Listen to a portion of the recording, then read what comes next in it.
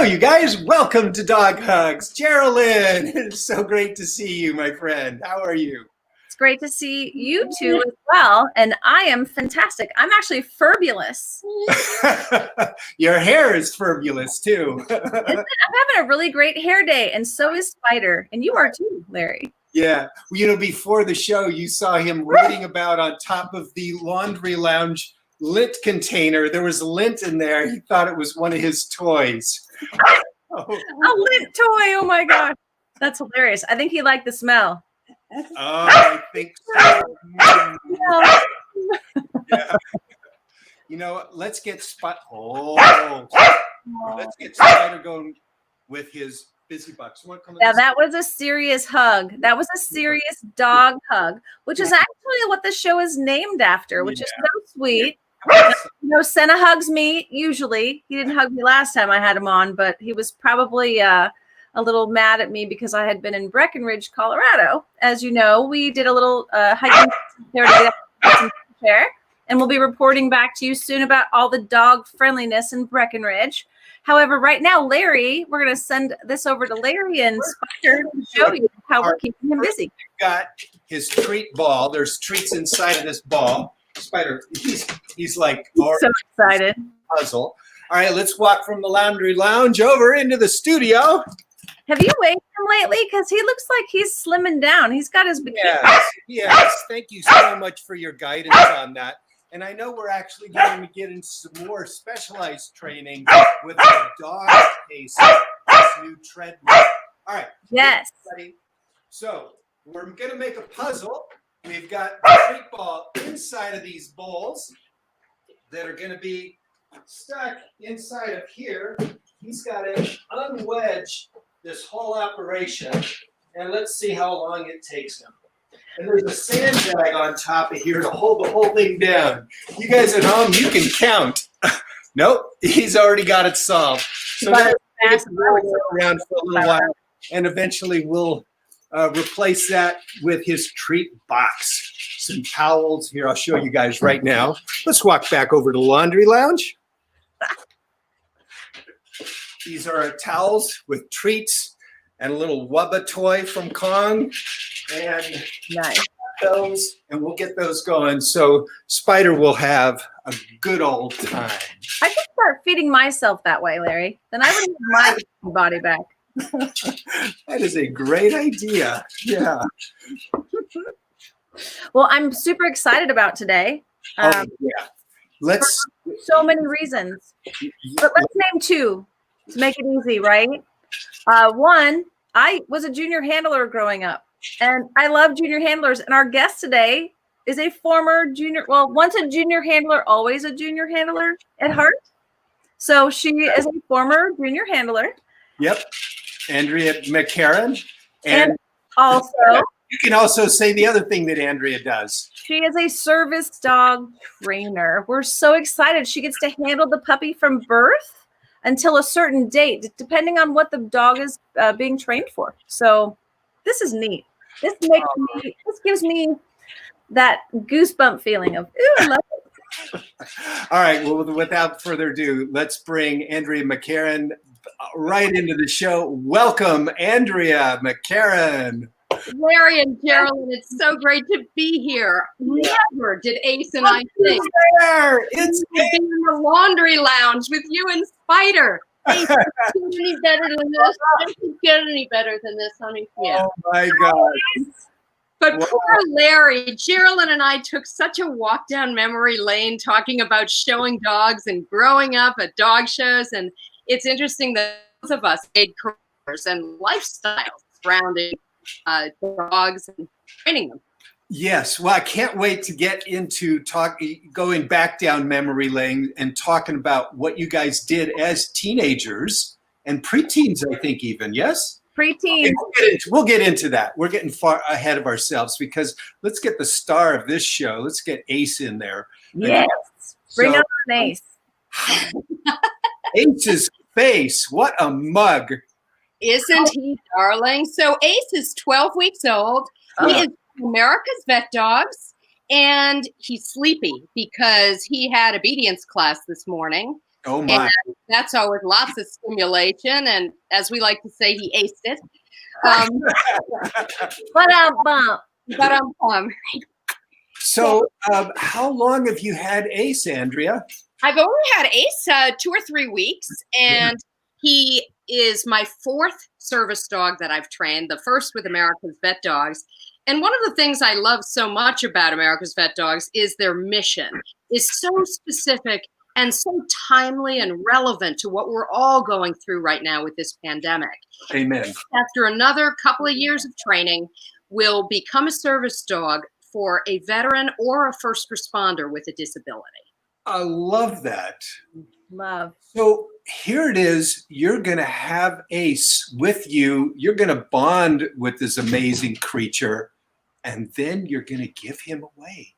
Yeah, everybody asks, how can you give them away? How can you spend 18 months nurturing them, loving them, training them? But I always say, how can I not? You know, there is such a need out there. One organization can't do it alone. Yes. Right. He is so, okay, so I have to tell you, the first service dog I turned in, I was so devastated. The second one, I was still devastated. Right. I when I got that second one, I said to myself, there is no way I'm going to get attached. And by Ace, the 4th, I do. I was attached literally within hours to him. Oh my goodness. You know what? But that makes him bond better. You know, Ace and I have been watching Larry and Spider and the things that they can do. And so I think fairly soon, maybe the next time we visit you, Ace will have the hug down. That'll be great. Kind of in the nestle. Yeah, he is such a sweet boy. We'll get Ace going on some tricks that are Ace appropriate. There you go. Perfect. I love that. But he looks like he's really accepting some love right now, or either that or I can't tell. Maybe Geraldine, you can. Is that a sleepy? He looks tired. It's like he just took his ACT test. Like he literally is really tired right now. And you can tell by he's very content because he's not looking around. He's literally allowing himself he's allowing her to hold him up, which you've heard me say before. He's actually letting go and not needing to do anything else because his needs have been met for this moment. And they always say that if a dog is is comfortable upside down as he needs to be. Yes. You're very comfortable and calm in your surroundings. I'm so glad you said that.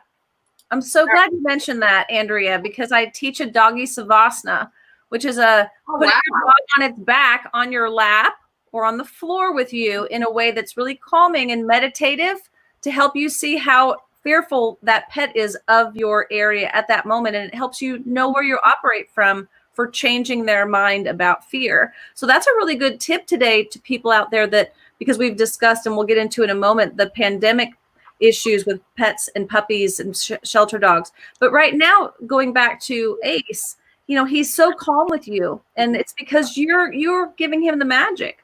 I'm a safe space, and he knows that. And one of the things that, you know, we talked about how tough it is to say goodbye and all the nurturing and the training, but that's so important because he's going to go on and be a life changer for someone else. Amen. And he will go and bond with them in the same way he's bonded with me.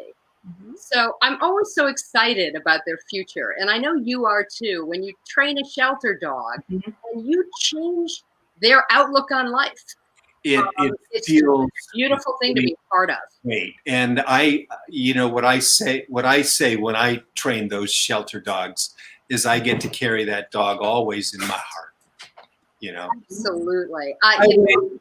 My friend Scott is in the audience here giving us amen. Scott. Yeah. Thank you, Scott. That's beautiful.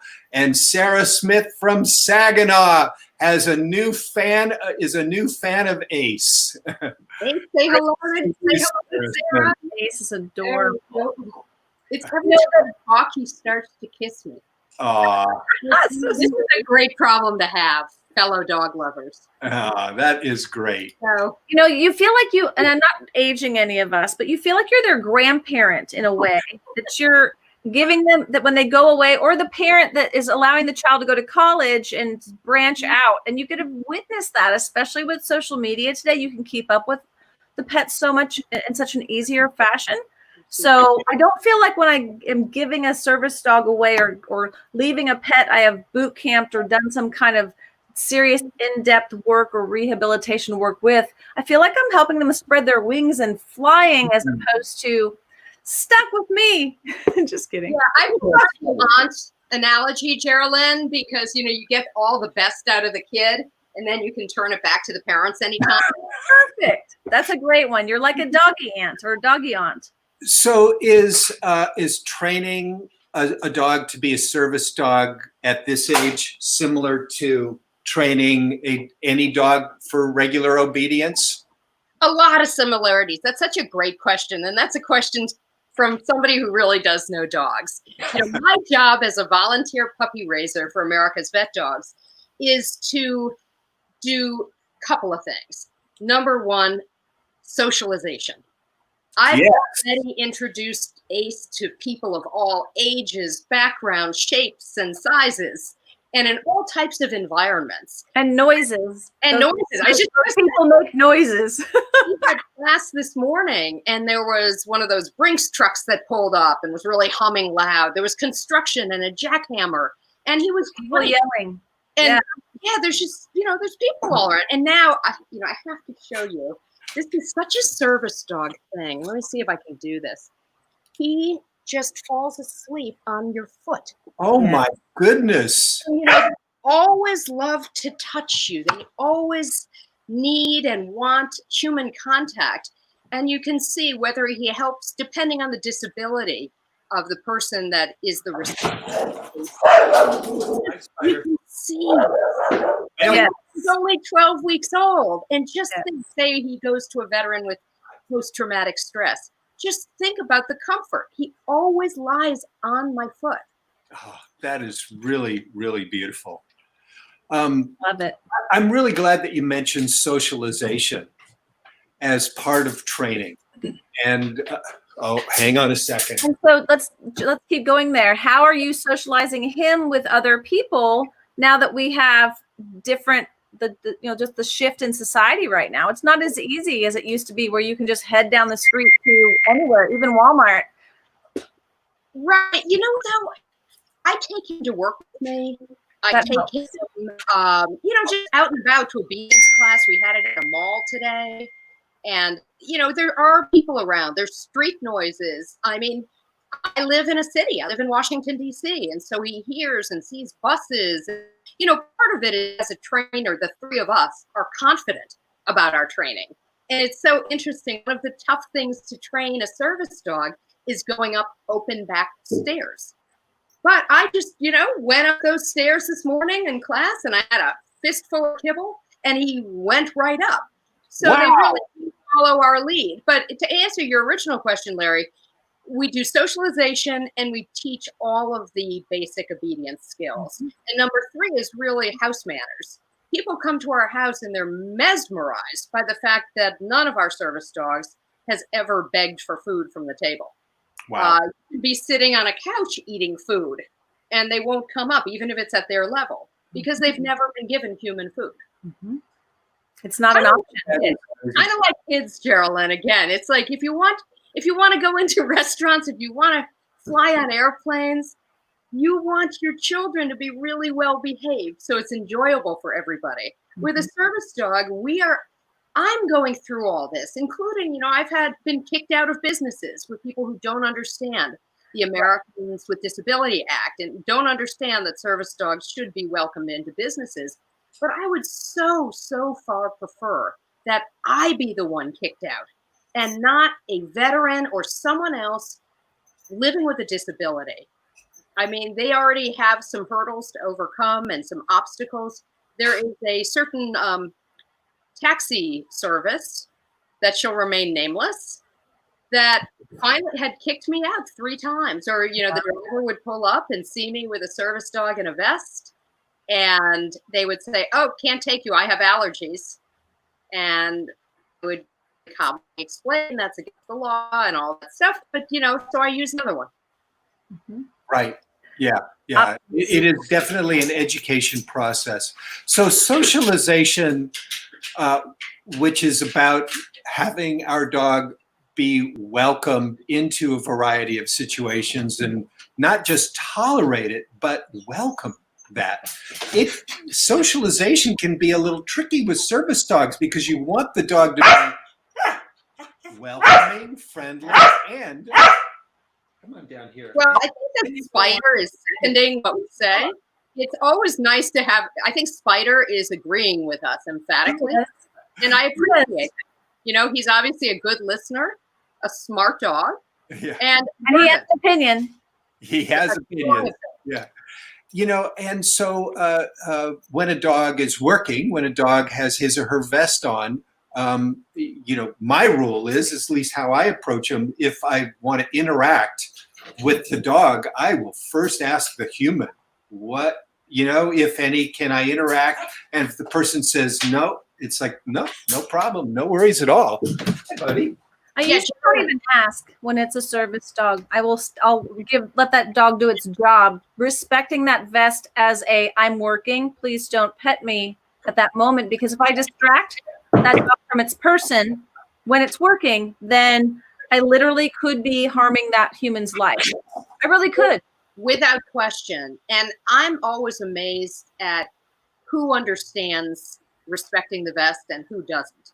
And I'm always trying to, you know, educate people in a very nice way, not in a chastising way. Right. But I've been stunned by some parents who will let their toddlers run up and like try to pull my dog's tail or something like that. Or parents that just, you know, have let their child approach any of our dogs' faces. You know, dogs are trained and they're never going to do anything. But that doesn't mean a child wouldn't have the same experience. But yes, I tell people all the time, please ask if you can pet a dog that has a vest, because some of them are in training, and we do appreciate having somebody, you know, greet us just for training so the dog doesn't jump up and is well behaved and all that good stuff. But also to respect when somebody who uses and truly relies on a service dog says, no, sorry, you can't. That isn't reason to get an attitude, pull out your cell phone and start rolling. We live in a very different world now. So true. And kudos to you for all of your hard work with helping educate people about that right on the spot.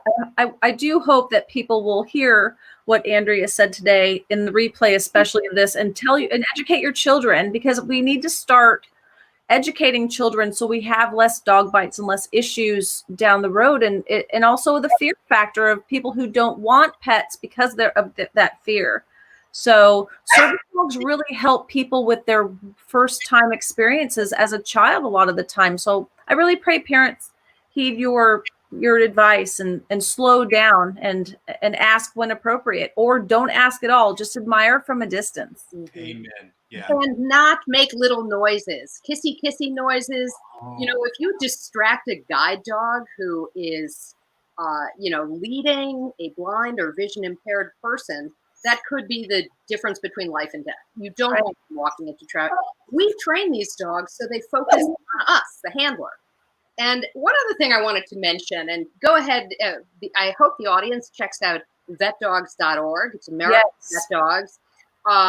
There have been some very high-profile dogs out of this very, very well-respected organization. And I'm just calling here. The Sully, the service dog of the late President George H.W. Bush, who's now working at Walter Reed National Military Medical Center in Bethesda, Maryland. Yes. All remember that just beautiful, iconic photo of the late president's casket draped with the American flag and Sully to the end being at his side. Yes. So it's great that he has a second career now. And there are a couple of other dogs that are connected with the NHL. They're hockey team mascots, essentially, which is a wonderful way to educate the public. In the Washington, D.C. area, I'm not bragging, but we have the Stanley Cup championship winning Washington Capitals. Congratulations. And you have Wonder Woman. I'm a little jealous. There.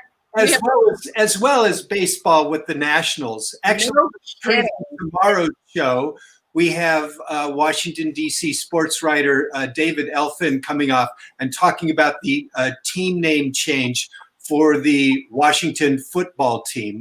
We no longer say that team name that they were formerly known as. We now I for one would recommend the Washington Service Dogs, but Washington Shelter Dogs. Got my vote. Mascot. You'll have to float those by him, Larry. I will indeed. He's on the Washington D.C. Sports Hall of Fame committee. Washington Capitals have a dog, a service dog, Go ahead. being beautifully raised by Dina Stone, and his name is Captain.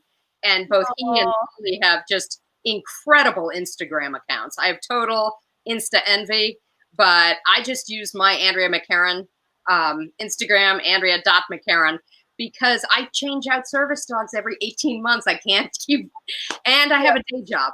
I'm very, very lucky to work for PenFed Credit Union, which is based in Tysons, Virginia. We are currently raising, Ace is the 7th dog, service dog, company-wide, to be raised and sponsored by PenFed, which is really remarkable. And my CEO, James Skank, and I both challenge any corporation in America or the world to do something like that is a concrete, beautiful way of giving back.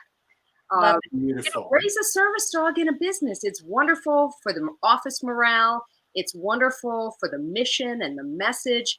And like you've been saying, Geraldine, educating the public day after day. Ace has some more fans here. Angel says, howdy, Ace. And that's a beautiful dog that you have there. It is. It looks like my Casey. Yes. My doppelganger. Julie says, Ace is the cutest. Sean in the gallery with the giant baseball there says, I agree, Julie, adorable. And watch out, Ace, because Manish is saying hello to me. Hi, Manish. Great to see you again today, my friend. Love it. So I'm trying to move my camera here to show Ace at rest. Ace at rest. You just want to squeeze him, don't you? What's that? I just want to squeeze him. Yeah. Oh my goodness. All right. You know what's so crazy is Look at those puppy feet. look at the size of these paws. Yeah. You Do know, they smell like Fruit Loops or Fritos? I would say Fritos. Fritos. I like Fritos at any given time. And you know, one of the things, I'm not a big fan myself of nail trimming, and none of my dogs really loves it. But so I'm constantly handling their feet to get them used to it. Of course. And tweaking with that. But I swear he'll go to bed one night, and every time he sleeps, I'm confident he's growing. Oh, absolutely. He's growing as you watch him, even during the day, he's growing. Like he's literally doubled in size since I've gotten him. Oh my gosh. Yeah, and one of the things. Now? What's that? What does he weigh now? He weighs about 24 pounds. At 24. At 12 weeks. So he's going to be a big boy. And what's interesting is he has the same size paws as my 16-month-old service dog, who's just finishing up. Average. And you know, one of the things everybody who doesn't love animals, and there are so many ways to help. People will say to me, I wish I could raise a service dog, but my apartment doesn't allow it, or my office, my job won't allow it, or I can't do it. There are a million ways to help. I mean, oh yes. One is go to vetdogs.org. And there are so many volunteer opportunities, even if you're just educating the public day by day, explaining, don't interfere with a service dog, ask to pet if they have the vest on rather. You can be hanging flyers. They always need puppy raisers. Always. Because the demand is so great. At any given time, hundreds of veterans and first responders are waiting for this life-changing and often life-saving dog. One at a time. We want to give another big shout out to PenFed Jones saying, hello all, great idea for corporations to give back by supporting service dogs. Amen. Hi, Joan. Yeah, thank you, Joan. Thank you. I'm so happy, Joan, to hear somebody else supporting it, because what we do is absolutely unique. And it just happens to be because we have a huge military audience at PenFed social media platforms. But we have a mission to serve not just veterans, active duty service members, and military families, although we're open for membership to anyone in the United States. Shameless plug, PenFed.org for all your financial needs. Yes. But really, really proud to work for an organization that doesn't just talk about helping others. We actually do. And I wish it wasn't unique. As far as I know, we are the only corporation in the world that that's trained 7 service dogs on the job, different employees, different PenFed employees. And, even if it's, say, shelter dogs, which I know we're all passionate about, maybe an organization could round up people to volunteer and walk the dogs or publicize the dogs so they can find their forever homes. Fake dog treats, anything, literally anything. So true. And it's such a blessing to be able to serve that way. Yeah. Isn't it great? I love what you And here, Tina Lurie, who introduced us, a good friend of mine and a future guest on this show. Tina says, Andrea produces amazing videos. Yes, you do, Andrea, including how to get a puppy used to having its teeth brushed. So smart. I love that. I love that video. I'm sorry we don't have a link. Well, thank you, Tina, for introducing Larry and me. So Tina, longtime co-worker in broadcast news. We worked for the ABC station in Washington, D.C. together. She's a genius, and she happened to become my dog walker and cat sitter. Oh, my rescue cat could not care less about anybody but Tina, which is great. He's always pushing us out the door, the cat wishing we'll go on vacation so Tina can come. But so I have the training challenge question for you, Larry and Geraldine. We got it. And that is, Up the band here. Bring it on. keep in mind that I do not own an electric toothbrush, but all my service dogs do. They can be a couple floors up from me, and I'll turn on that electric toothbrush, and as soon as they hear the zzz, they come running. That and the poultry flavored toothpaste. They cannot wait to get their toothbrush. Yeah, that toothpaste must taste pretty good because Nope. there is something about that the dogs come running for. Well, I haven't tasted it personally, and I have some on my windowsill right now. I almost tasted it the other day because I cannot figure out why they go so crazy for that They toothpaste. love it. If I did it 3 times a day, they'd be thrilled. Oh yeah, they would love it. Ugh, sorry. wonderful video of Andrea brushing your other dog's teeth. And Ace just can't wait to get in on the action. I'm so excited. Okay, so here's the training issue. Yes. I prefer using a Dremel to do nails. Oh, yeah. Me too. Because then you don't cut the quick, so making it bleed. Yeah, a Dremel is like a sander, folks. It is. And it's flipper. right. Good. I'm glad you clarified. It has a little sanding mechanism and it just spins. And so now when I turn the Dremel on, Ace wants to eat it. He wants to mouth it.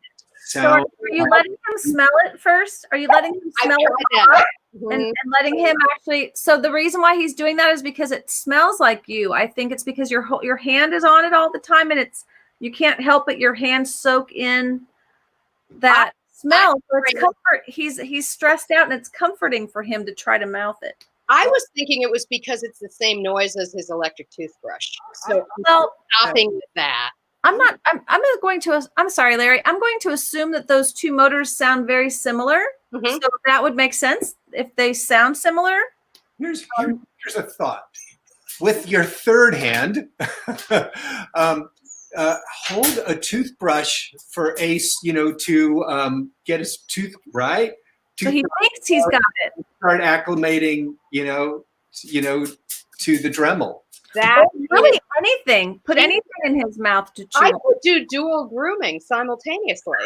I could have one of my kids brush his teeth, and he loves that so much. And then I'll do his nails. It's like dental hygiene and a pedicure all wrapped in one. Perfect solution. We have the scene in The Wizard of Oz where Dorothy's getting all groomed up.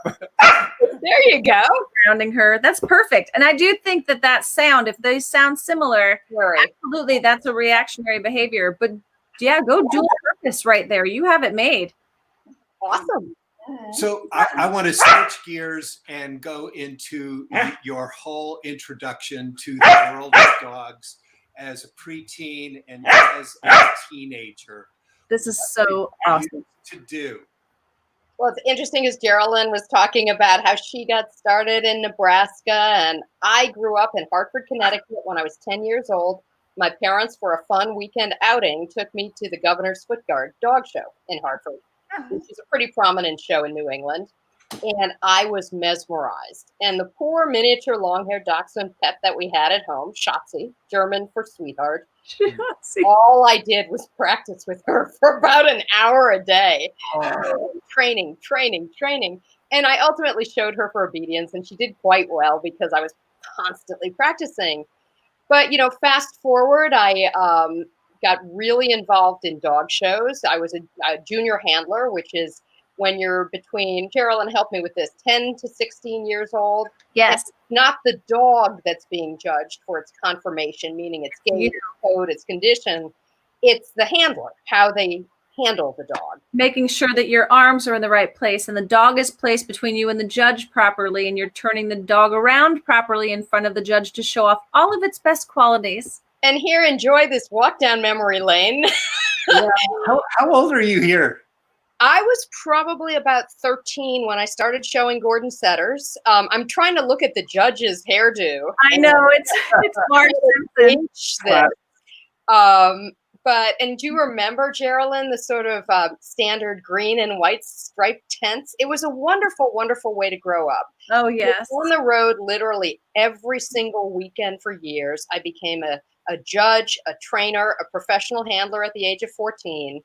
I did miss out on a lot of school activities. That's when I was 10. There's the dogs. Wow. There's the dogs. There's Shotzi. That was Charleston Chew. Oh, that's I ended up connecting at a dog show with a woman who bred miniature long-haired dachshunds, Pat Beresford, and she also happened to be the editor-in-chief of the American Kennel Club Gazette. Oh, wow. Through her, I began writing a monthly junior handler column, and I even worked for a summer during college as an editorial assistant, working on Madison Avenue. So everything great in my life has come because of dogs. Mm-hmm. And it's funny, I'm sure you could say the same. Absolutely. And I was looking at gorgeous Geraldine. You can tell we would coordinate. Larry, this is probably a strange world. You may know through your friend David Fry. And of course, the documentary Best in Show, which is one of my favorites because it's so true to life. It is, isn't it? I love that you called it a documentary. My face hurts every time I watch it from laughing. Yes. Folks, if you haven't seen the movie Best in Show, see it. It is a parody of the world of dog shows. But it's very true to life, which is sort of, it makes it even funnier if you've grown up showing dogs. But we would always coordinate our outfits so that, say, the dog's top line and his outline would basically be highlighted. The judge could see it. And the first year I competed at Madison Square Garden at the Westminster Dog Show about 10 years ago. And the first year I went, I thought I had hit the jackpot of fashion because I found, you know how the Gordon setter has rust-colored markings, highlights on their cheeks and their nose, and usually, kind of a blaze on their chest. So I found a rust-colored velvet suit. Oh my! I wore a black turtleneck under it, so the dog and I would be opposites. It didn't work, but it was super fun, and it was. And look at this judge. I remember him. I mean. And you follow judges. When you find judges that like your style, you follow them all over the place. Of course. That was a specialty show. I remember that one. I remember having a dog acting up, and the judge some of these dogs would go in there some of these children would go in there with statues, like their dogs would just set themselves, and they just had to stand there. I had a dog that would break again and again and again and again. And one judge put me up and gave me first place because I calmly reset the dog. I never got flustered. Nice. I just set and reset. So it was a cool lifestyle. Wow. Definitely learned a lot about patience, right? Because if you were all stressed out, your pet was going to lose it and leave the ring. Absolutely. And I think it really helped me. I played a lot of sports in high school, and I was fairly athletic. And one thing about dog shows, you can win big. you can win everything one day and then not place the next. Mhm. So you really learn Golf. winning gracefully and losing gracefully. Mm. And I do think that's a lesson that you can carry through life. Oh, that's great. Beautiful. Beautifully said. Thank you. Shelter shout out. Andrea, as you know, we love giving shout outs to shelter, rescue organizations, humane organizations, animal welfare organizations, and so much of your life, you know, for example, with vet dogs, you know, is about giving back. Is there a shelter that you'd like to give a shout out to today? Absolutely. Quick story, I was on a business trip in January in San Juan, Puerto Rico, where PenFed has several branches, and discovered a female dog who had just given a litter, and she was lying in the handicapped space outside a McDonald's parking lot. That was just like, Andrea McCarren calling you. You know, I mean, I couldn't not act when I saw that. And so my crew and I that were down there, we kept going back. Third day, we found her puppies, 9 of them. And shelter shout out to Homeward Trails Animal Rescue based in Virginia, Northern Virginia. And everybody else said, oh, we can't help you. We can't help you. That first night after I met a dog that I named Esperanza, which is Spanish for hope. Beautiful. I was in my hotel room just looking at shelters, looking at organizations who might help me, and nobody could. They were just too overwhelmed. And Homeward Trails Animal Rescue, which happened to be from our area, said, you know what? We've got people down there. And they immediately went into action. Everything was serendipitous, brought all 10 of them to the DC area. All 10 of them have beautiful homes. So thank you for that shout out. And I also want to thank both of you. Do incredible, inspiring work. If I could brag on Larry a moment, PenFed, our PenFed Digital team and our incredible content producer, Shauna McNally, is doing a story on Larry K. And I hope we're able to share it on Positively Woof. Of course. Yeah, I'm really honored. I know you enough, Larry, to know how humble you are. And you've done incredible things, as have you, Geraldine, to make shelter dogs, you know, behave better, train them up so they are good members of society. And that's so important. I mean, you are giving dogs a second chance at life and giving them their best life. So I, for one, am so grateful. But I can't wait till Shauna does this story, because then the world will know about what you all do. And Geraldine, I'm coming at you next, my friend. Yeah. Thank you. We're excited. I'll take that in today. You know, inside of every homeless dog is this undiscovered star. And so to find those diamonds in the rough, I make videos with shelter dogs to help them get the best kind of stardom, a loving home forever. Yeah. I love it. I just love it. And, you know, people always ask, you know, again, how I can raise and train and then turn in these service dog puppies. And I say, you know, my heart may be broken, but it's filled someone else's. And that makes it very, very quickly. Well, you know, Spider and I met on one of my film sets. You guys may know that already, but at Pet Orphans, where I get to create and produce a lot of videos. Let's take a look at this if he's there. You heard Spider. But that's where I met Spider for the first time, was at Pet Orphans on a film set. And he was the dog who didn't get adopted. Oh. Yeah. So my shelter shout out goes to Pet Orphans today. I just love that. Yeah. Who you got today, Geraldine? I'm still gonna hang with my favorite people up in the Rockies, because I know it isn't easy anywhere right now, especially with just all the changes. So the rescue, Colorado, the Rockies rescue. My apology, my brain just went away. So it's the same one. Is it in Breckenridge or outside of Breckenridge? It's actually in Silverthorne, which is it's about, I'll say, 9 miles away from, and it's called Animal Rescue of the Rockies. Sorry about that. So It's right outside of Breckenridge.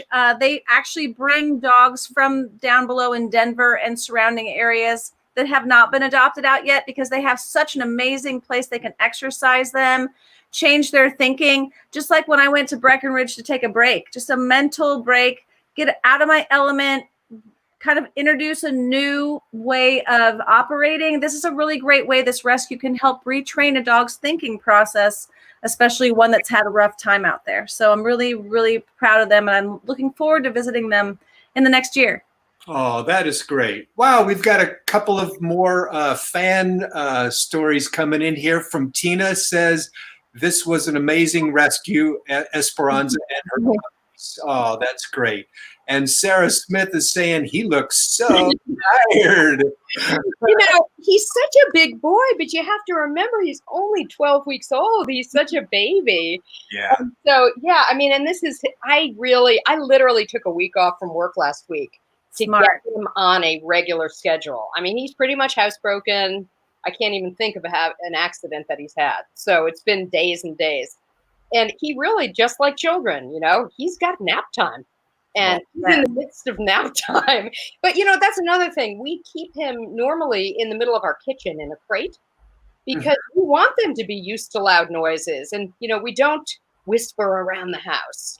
Right. So, get him used to being calm and being able to be self-contained while everybody's all hustling around and doing their thing. So it's a really great quality for any dog to have. Of course, it's required by service dogs, but it's a great quality for any dog to aspire to have. And we really thank you for all the wonderful things that you do, not only to help everyone out there, but to help pets and veterans and first responders. It's a blessing to have people like you in the world, and I wish there were more of your clones out there. Well, thank you. And I was thinking the same about you and Larry, that if everybody rescued a shelter pet or supported a shelter facility, every little bit helps. I mean, $1, $5, it all adds up. And an hour. Right. Right. And your time is free. So we can all do a little bit more. And that's kind of what I evangelize is taking care of animals and service dogs and doing our part, particularly during this pandemic. It's really true. Do a little bit more to make someone else's day. So Spider went from being the dog who didn't get adopted to now knowing more than 50 dog tricks and helping to name this show. And we got to perform more than 50 shows at the California Science Center here in Los Angeles. Had this major exhibition going on for a year about dogs. And I'm noticing here that our fan Angel saw Spider and me at the California Science Center.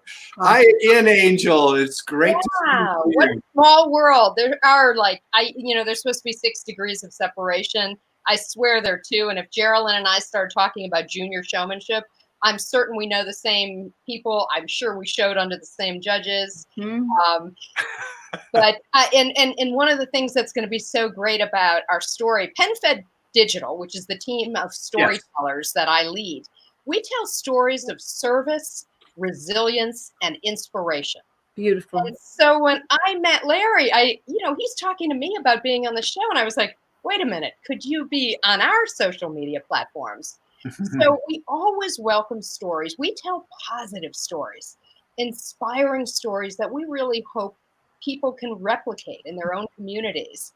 So if anybody out there has a story, stories@penfed.org. Nice. And we would love to hear from you. People give back to their communities in wonderful and unique ways.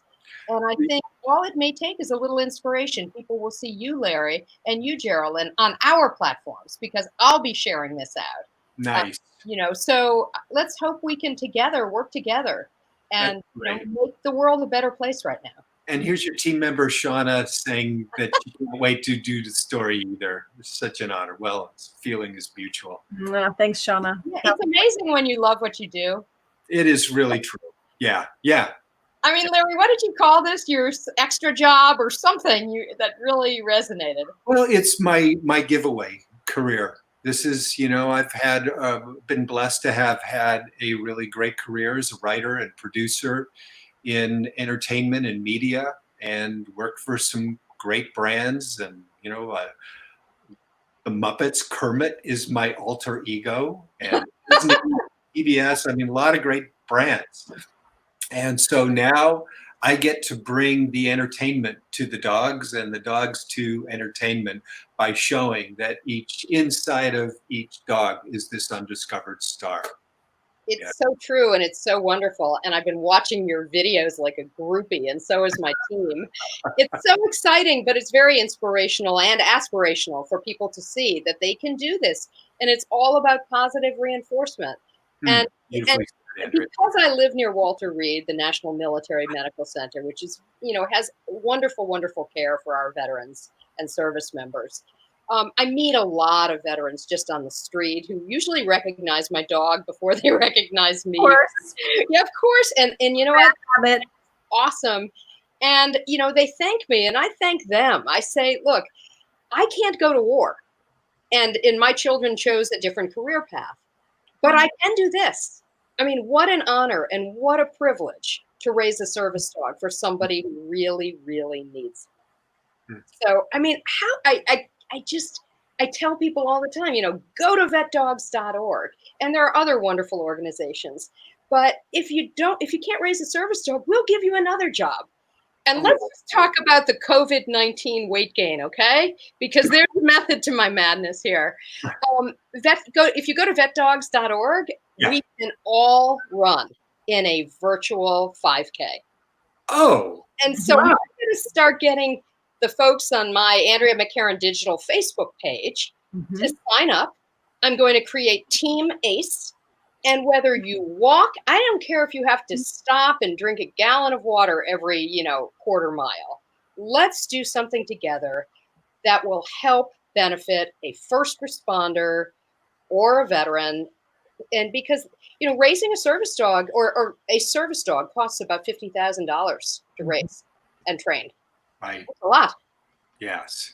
But it's so important and it's life-saving. So, amen. Yeah, so we'll give you a job at vetdogs.org and go to Andrea McCarren Digital Facebook page and join me on Team ACE. I think it costs $20 just to do the race. You can run it, you can walk it. If you're Spider, you can do cartwheels through it. Walk on his back legs, roll the ball for 5 minutes. Yeah, there is a video of him rolling the ball all the way across the country. Oh my goodness. Well, the magic of video magic. Well, here's the thing. So Larry, if you and Spider run this race with us and Geraldine, shoot a little video, a little horizontal cell phone video, and we will share it with all of our followers. Oh, that's awesome. Yeah. And we want people to know what you're doing. Fun project for all you folks to join us on. That'll be really great. Yes.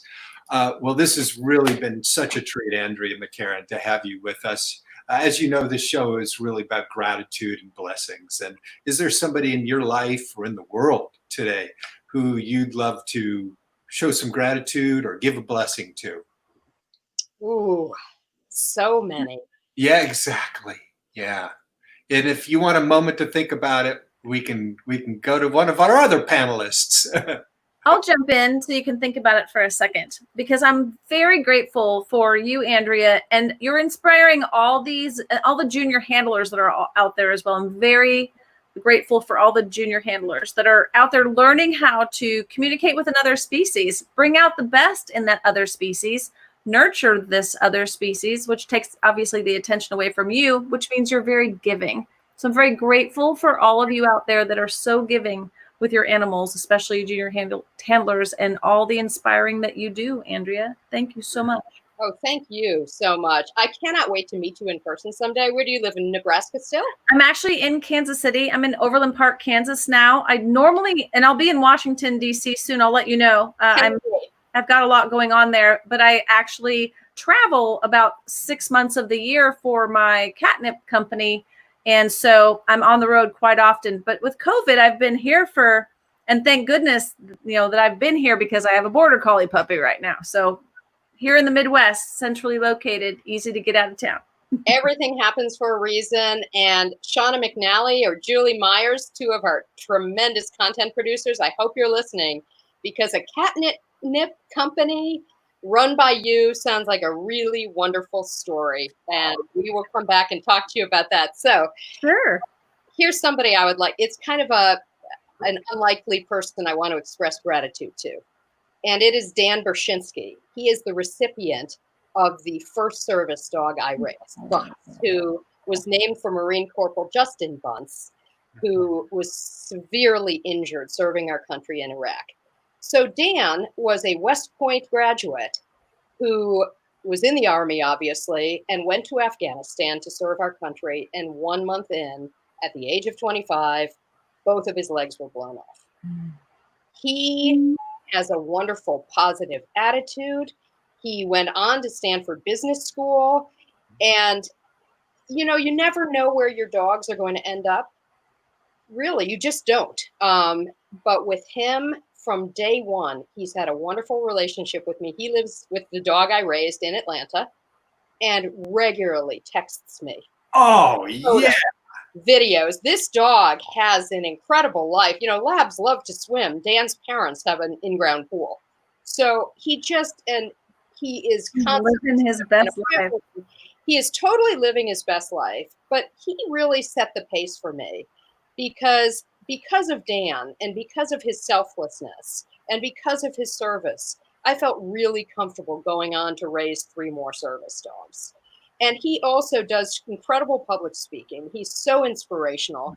And I was caught off guard. I was in the audience one night when he was speaking, and he said that Bunce had saved his life, that when he was in a dark hole, Bunce pulled him out of it. So dogs are amazing. And, you know, I always come back to, we can all do our part to make somebody else's life better.